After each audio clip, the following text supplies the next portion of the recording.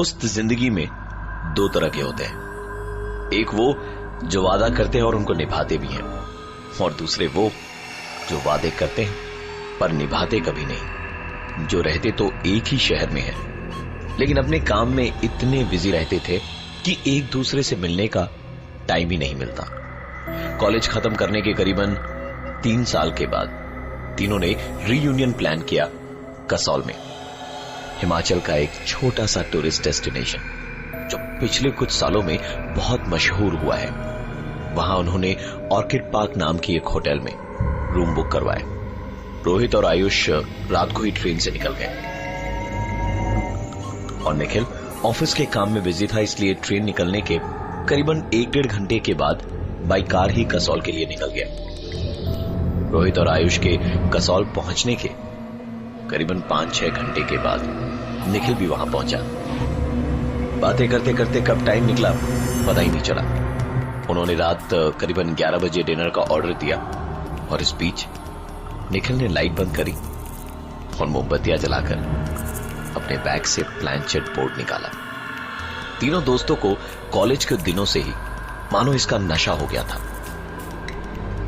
तीनों ने मिलकर प्लानचेट करना अभी शुरू ही किया था कि कमरे में रखी इलेक्ट्रिक पानी की केतली से पानी के उबलने की आवाज आने लगी।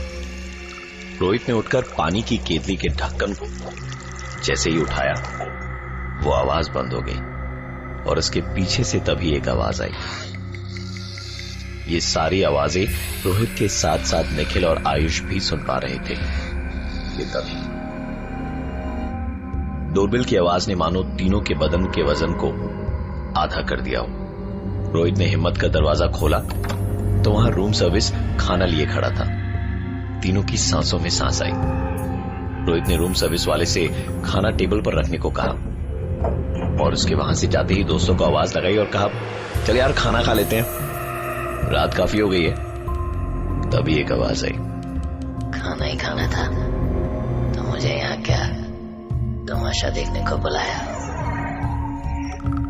चल बात कर मुझसे, जो सवाल पूछना है पूछ। ये आवाजें निखिल के मुंह से आ रही थी। रोहित ने कहा, मजाक बंद कर निखिल, चल खाना खा लेते हैं। निखिल रोहित पर बिदकते हुए कहता है, क्यों रे, तुझे खाना खिलाने की बड़ी जल्दी पड़ी है? समझता क्या है खुद को? तेरी गाय जैसी बीवी को बता दो, उसके पैसे के लिए शादी की थी ना उससे।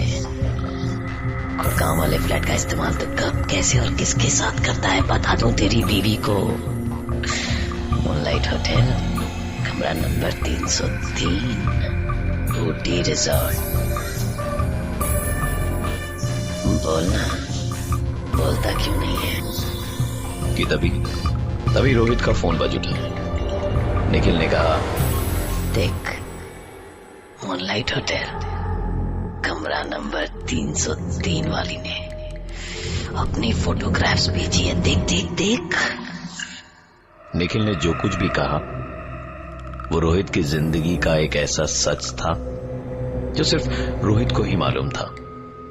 और इस वक्त जो मैसेज आया था उसके फोन पे, उसमें भी वही था जिसकी बात निखिल कर रहा था।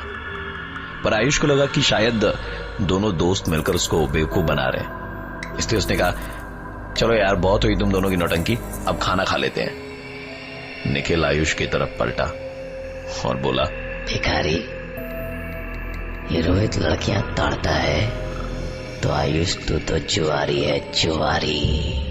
20 लाख का लोन कैसे चुकाएगा? आयुष को अंदाजा हो गया था कि रोहित चुप क्यों था, क्योंकि आयुष की भी ये सारी बातें किसी और को पता नहीं थी सिवाय आयुष के।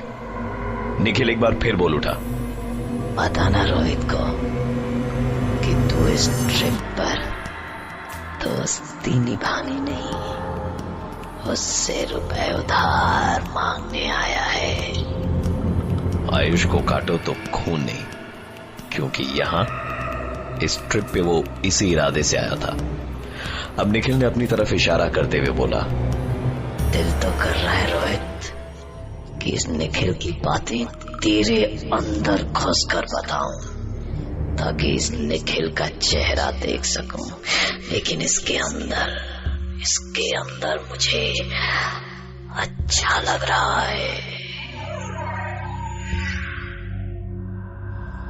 थोड़ी देर में कमरे में उथल पुथल शुरू हुई। फिर निखिल ने अपने दोस्त रोहित और आयुष की गंदी गंदी सच्चाइयां बोलनी शुरू करी। पर ताज्जुब की बात यह थी कि आवाज निखिल की थी ही नहीं। रोहित और आयुष ये सारी बातें सुनकर हैरान थे, क्योंकि ये सारी बातें खुद उनके अलावा और कोई नहीं जानता था। कि तभी निखिल ने अपनी तरफ इशारा करते हुए कहा, दिल तो कर रहा है रोहित कि इस निखिल की बातें तेरे अंदर घुस कर बताऊं, लेकिन इसके अंदर मुझे अच्छा लग रहा है। ये तुम दोनों जैसा नहीं है। अपने बलबूते पर काम करना चाहता था, पहले नौकरी फिर बिजनेस, और यहाँ इसलिए आया ताकि अपने नए बिजनेस प्लान में तुम दोनों को घुसा सके। निखिल की गर्लफ्रेंड के साथ तूने क्या क्या नहीं किया रोहित। निखिल की निजी जिंदगी की सच्चाई को सुनकर आयुष के चेहरे पर एक मुस्कुराहट आई। तभी निखिल बोल उठा, तू क्या हंस रहा है आयुष? जा अपनी बीवी से पूछ कि वो किटी पार्टी का बोलकर घर से निकलती है तो इस बिल्ले रोहित के गुड़गांव वाले फ्लैट में क्या करती है। निखिल ने कहा कि ये जो रोहित है वो बस कहने के लिए दोस्त है, क्योंकि दोस्ती की आड़ में उसे कुछ और ही चाहिए। आयुष की जिंदगी का एक बहुत बड़ा सच उसके सामने था। वो गुस्से भरी निगाहों से रोहित की तरफ देख ही रहा था कि निखिल बोला, तू इसे गुस्से से क्या देख रहा है साले? तूने भी तो इसकी बीवी पर गंदी नजर डाली, पर इस रोहित की गाय जैसी बीवी ने कभी ये चीज नोटिस ही नहीं करी। तो बस तुझे भैया भैया ही कहती रही। मरोगे तुम दोनों मरोगे। टेबल पर खाना ज्यों का त्यों पड़ा था और अपने दोस्त निखिल को भुलाकर रोहित और आयुष के बीच में शुरू हुई एक जोरदार हाथापाई। सबसे चौंकाने वाली बात यह थी कि जिस आवाज में निखिल बातें कर रहा था वो उसकी आवाज थी ही नहीं। निखिल की बातें सुनकर रोहित और आयुष के बीच में शुरू हुई एक जोरदार हाथापाई और निखिल बिस्तर पर बैठकर चेहरे पर एक मुस्कान लिए दोनों की इस लड़ाई को बड़े इत्मीनान से देख रहा था। सुबह जब काफी देर तक उनके कमरे का दरवाजा नहीं खुला तो होटल वालों ने पुलिस को इन्फॉर्म किया। जब उन दोनों की आंख खुली तो सामने होटल के स्टाफ और पुलिस वाले बैठे थे उनका बयान लेने के लिए। आयुष ने पूछा कि निखिल कहां है? पुलिस ऑफिसर ने पूछा, कौन निखिल? फिर उन्होंने बताया कि उनका तीसरा दोस्त जो उनके साथ यहां कसौल आया था।